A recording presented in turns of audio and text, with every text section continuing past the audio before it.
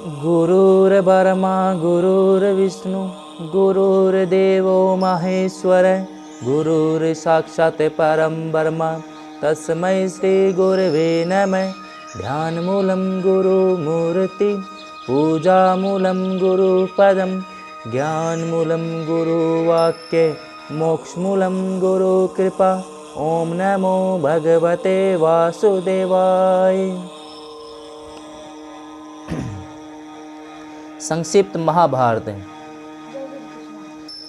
अभी तक हमने पढ़ा कैसे कद्रु ने छलपूर्वक उच्चैश्रवा घोड़े के बालों पर अपने बेटों को सर्प को काले बाल बनाकर लटका दिया और विंता को छलपूर्वक अपनी दासी बना लिया और फिर गरुड़ की उत्पत्ति हुई। गरुड़ ने कद्रु और उनके बेटों से पूछा कि किस प्रकार हम दासत्वों से मुक्त हो सकते हैं। तब सर्पों ने उससे अमृत कलश मांगा। अब हम आगे पढ़ेंगे अमृत के लिए गरुड़ की यात्रा और गज कच्छप का वृत्तांत।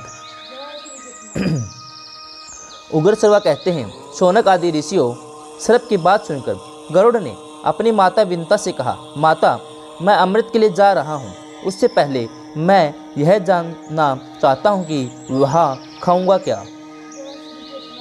विंता ने कहा, बेटा समुद्र में निषादों की एक बस्ती है, उन्हें खाकर तुम अमृत ले आओ।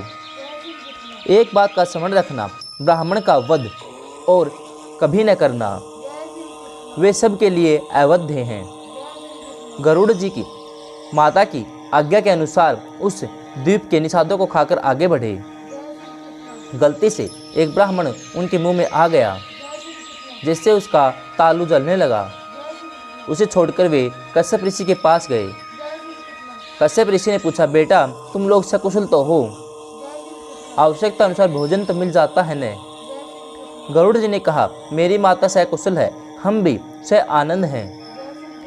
यथेच भोजन न मिलने के कारण दुख रहता है। मैं अपनी माता की दासीपन से छुड़ाने के लिए सर्पों के कहने पर अमृत लाने के लिए जा रहा हूँ। माता ने मुझे निषादों का भोजन करने के लिए कहा था, परंतु उससे मेरा पेट नहीं भरा। अब आप कोई ऐसी खाने की वस्तु बताइए जिससे मैं खाकर अमृत ला सकूं। कश्यप जी ने कहा, बेटा यहाँ से थोड़ी दूर पर एक विश्वविख्यात सरोवर है, उसमें एक हाथी और एक कछुआ रहते हैं। वे दोनों पूर्व जन्म के भाई परंतु एक दूसरे के शत्रु हैं। वे अब भी एक दूसरे से उलझे रहते हैं। अच्छा, उनके पूर्व जन्म की कथा सुनो। प्राचीन काल में विभावसु नामक एक बड़े क्रोधी ऋषि थे। उनका छोटा भाई था बड़ा तपस्वी सुप्रतीक।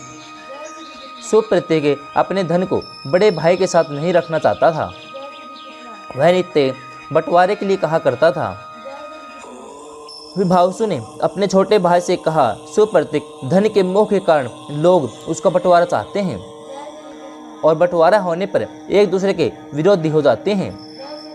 तब शत्रु भी उनके अलग अलग मित्र बन जाते हैं और भाई भाई में भेद डाल देते हैं। उनका मन फटते ही मित्र बने हुए शत्रु दोष दिखा दिखा कर वैर भाव बढ़ा देते हैं। अलग होने से तत्काल उनका अधः पतन शुरू हो जाता है, क्योंकि फिर भी वे एक दूसरे की मर्यादा और सौहार्द का ध्यान नहीं रखते। इसी से सत्पुरुष भाइयों के अलगाव की बातों को अच्छी नहीं मानते। जो लोग गुरु और शास्त्र के उपदेश पर ध्यान न देकर परस्पर एक दूसरे को संदेह की दृष्टि से देखते हैं, उनको वश में रखना कठिन है। तो भेदभाव के कारण ही धन अलग करना चाहता है, इसलिए जा, तुझे हाथी की योनि प्राप्त होगी। सुप्रतीक ने कहा, मैं हाथी होऊंगा तो तुम कछुआ होगे। गरुड़ इस प्रकार दोनों भाई धन के लालच से एक दूसरे को साप देकर हाथी और कछुआ हो गए। यह पारस्परिक द्वेष का परिणाम है। वे दोनों विशालकाय जंतु अब भी आपस में लड़ते रहते हैं। हाथी 6 योजन ऊंचा और 12 योजन लंबा है। कछुआ 3 योजन ऊंचा और 10 योजन गोल है। वे मतवाले एक दूसरे का प्राण लेने के लिए उतावले हो रहे हैं। तुम जाकर उन दोनों भयंकर जानवरों को खा जाओ और अमृत ले आओ।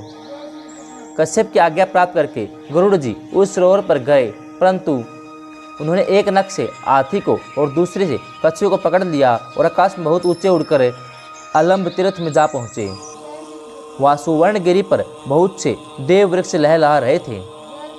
वे गरुड़ को देखते ही भय से कांपने लगे, कहीं इनके धक्के से हम टूट न जाएं। उनको भयभीत देखकर गरुड़ जी दूसरी ओर निकल गए। उधर एक बड़ा सा वट वृक्ष था। वट वृक्ष ने गरुड़ जी को मन के वेग से उड़ते देखकर कहा कि तुम मेरी 100 योजन लंबी शाखा पर बैठकर हाथी और कछुए को खा लो। ज्यों ही गरुड़ जी उसकी शाखा पर बैठे तो ही वह चढ़कर टूट गई और गिरने लगी। गरुड़ जी ने गिरते गिरते उस शाखा को पकड़ लिया और बड़े आश्चर्य से देखा कि उसमें नीचे की ओर सर करके वालखिले नामक ऋषिगण लटक रहे हैं। गरुड़ जी ने सोचा कि यदि यह शाखा गिर गई तो ये तपस्वी ब्रह्म ऋषि मर जाएंगे।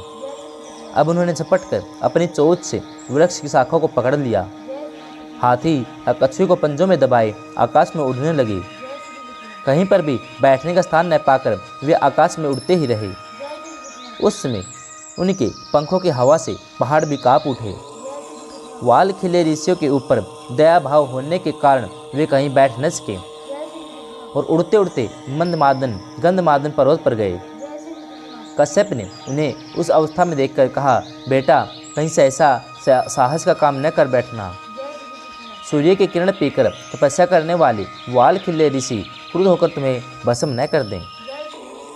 उत्तर से इस प्रकार कहकर उन्होंने तपस्या वाल खिले ऋषियों से प्रार्थना की, तपोधनो गरुड़ प्रजा के हित के लिए एक महान कार्य करना चाहते हैं, आप लोग इसे आज्ञा दीजिए। वाल खिले ऋषियों ने उनकी प्रार्थना स्वीकार करके वट वृक्ष की शाखा छोड़ दी और तपस्या करने के लिए हिमालय पर चले गए। गरुड़ जी ने वह शाखा फेंक दी और पर्वत की चोटी पर बैठकर हाथी तथा कछुए को खाया। गरुड़ जी खा पीकर पर्वत की उस चोटी से ऊपर की ओर उड़ चले। उसमें देवताओं ने देखा कि उनके यहाँ भयंकर उत्पात हो रहे हैं।